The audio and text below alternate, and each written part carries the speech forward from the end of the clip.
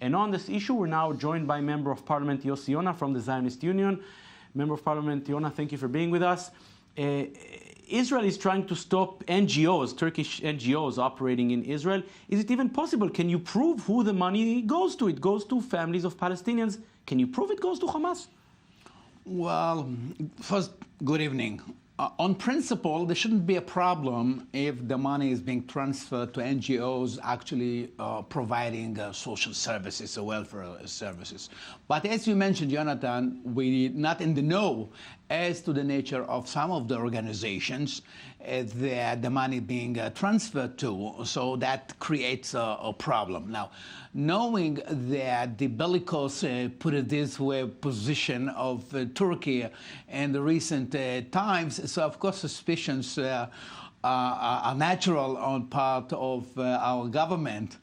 And so I hope that there would be a way out of it, because there are a lot of common interest to Turkey and Israel, and there's no need, so to exacerbate things between the two countries. And now, Turkey is one of the Sunni powers in the Middle East. The other is Saudi Arabia. While relations between Israel and Turkey are far from good for many years now, relations, at least under the surface, between Israel and Saudi Arabia seem to be very good.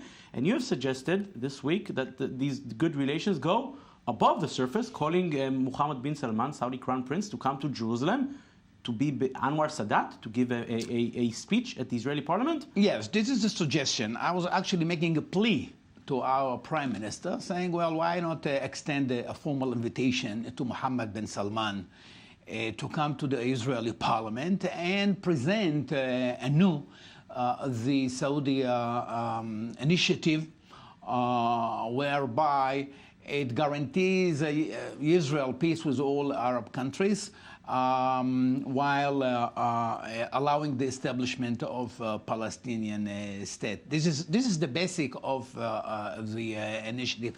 Of course, the final details ought to be settled in protracted and intensive negotiations between the countries. But I do believe that it is high time that we'd come to terms with this initiative that actually guarantees us peace with, it is very lucrative, a very tempting offer made by the Arab world.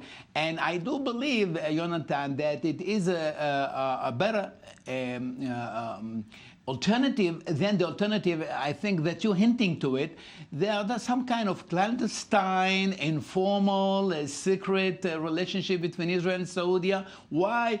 And many other countries in the area, Sunni countries in the area, because they have found a common enemy, which is Iran, that is emerging as a regional superpower.